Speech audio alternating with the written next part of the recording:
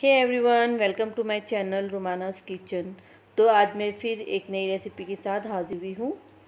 तो आप देख के समझ ही गए हैं कि आज हम क्या बनाने वाले हैं। बहुत टेस्टी बनता है ये। तो चलिए शुरू करते हैं। इसको बनाने के लिए मैंने लिया है 3 मीडियम साइज़ के प्याज, कुछ कलियाँ लहसुन की है और कुछ टुकड़े हैं अदरक के। ये लगभग एक कली पूरी है और ये स्टार अनीस है। ओके।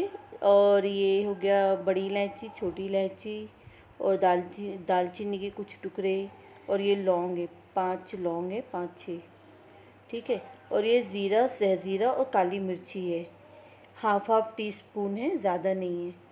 और ये तीनों को हम प्याज के साथ नहीं भूनेंगे, बाकी सब हम भूनेंगे प्याज के साथ। ये देखिए, मैंने तेल चढ़ा दिया था कढ़ाई में गरम करने के लिए, मस्टर्ड ऑयल। और इसमें मैंने अदरक, लहसुन, प्याज सबको डाल दिया है फ्राई करने के लिए। जब तक ये 2-3 मिनट इसको हम लोग फ्राई करेंगे, उसके बाद हम बाकी जो गरम मसाला है ना वो डालेंगे। ये देखिए, काली मिर्च, ज़ीरा और सहज़ीरा ये हम नहीं डालेंगे क्योंकि फिर वो निकालने में ना दिक्कत होती है। आप जब भी चिकन बनाएं तो आप है ना मस्टर्ड ऑयल में ही बनाइएगा, बहुत टेस्टी बनता है। यहाँ पर मैंने ये लगभग मेरा 1.5 किलो चिकन है, मैंने ले लिया इसको धो के और इसमें मैंने डाल दिया। प्याज फ्राई हो गया था तो वो बचे हुए तेल में मैंने चिकन डाला, थोड़ा सा नमक डाल के इसको हम फ्राई करेंगे। इसके ऊपर थोड़ा थोड़ा गोल्डन दाग आ जाएंगे ना, तब तक हमें इसे फ्राई करना है। ये देखिए, जार में मैंने जो प्याज गोल्डन ब्राउन हो गया था मैंने निकाल लिया है और इसमें ज़ीरा, सहज़ीरा, काली मिर्ची डाल लिया है और 2 टीस्पून दही और हाफ टी स्पून हल्दी डाला है और खड़ा धनिया भी डाला है मैं बताना भूल गई थी। और ये है छुहाड़ा, जिसका बीज निकाल के मैंने 15 मिनट पानी में भिगोने छोड़ दिया था, तो इसको भी मैं डालूँगी। इसको डालने से ना ग्रेवी में बहुत अच्छा टेस्ट आता है, आप भी ट्राई करिएगा। ये देखिए, हमने पेस्ट बना लिया है।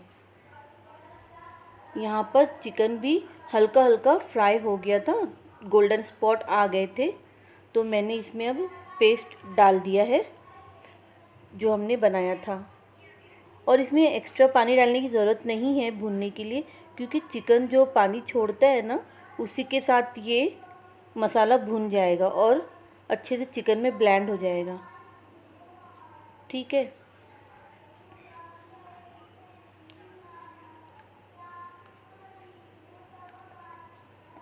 ये देखिए, हमारा हल्का हल्का मसाला पक गया है।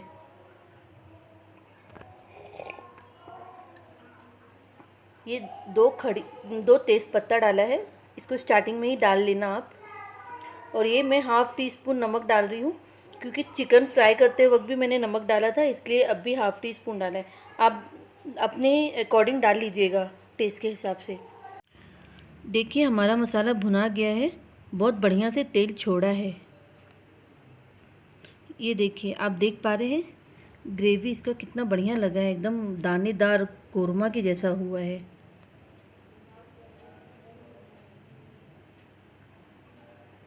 ये सब भूनने का कमाल है, अब जितना अच्छा भूनेंगे टेस्ट उतना ज़्यादा आएगा। अब हम इसमें तकरीबन ये 2 से 3 कप के दरमियान पानी है। अब हम इसको मिक्स कर लेते हैं। ये देखिए, हल्का हल्का बॉईल हो रहा है ना, तो इसी पॉइंट पे हम कोतमीर डालेंगे। कोतमीर से फ्लेवर अच्छा आता है, इसकी खुशबू बहुत अच्छी रहती है। और इसको हम ढक देंगे, 10 मिनट के लिए हाई फ्लेम पर पकाएंगे। तो हमने ढक्कन लगा दिया है।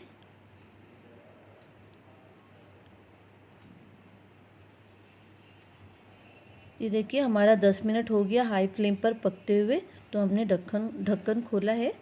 तो देखिए, ग्रेवी अभी उतनी थिक नहीं हुई है, इसलिए अभी हम इसको और पकाएंगे। और गोश्त भी थोड़ा बाकी है गलना, तो इसलिए हम इसको अभी क्या करेंगे, फिर से ढक देंगे और 10 मिनट के लिए लो फ्लेम पर पकाएंगे।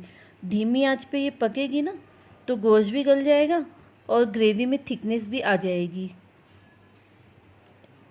गोश्त का अच्छे से पकना बहुत ज़रूरी है, नहीं तो बास आती है। ये देखिए, आप देख पा रहे होंगे कि तेल है, तेल जो है वो सरफेस पे आ गया है। और हमारी मैं इतना ही कंसिस्टेंसी रखूँगी। ये देखिए कंसिस्टेंसी, आप अपने हिसाब से रखिएगा कंसिस्टेंसी, पतला गाढ़ा जैसा भी। और देखिए गोश्त भी है ना हड्डी को छोड़ दिया है। जब इस तरह से गोश्त अलग हो जाए ना हड्डी से, तो मतलब है कि गल गया है वो।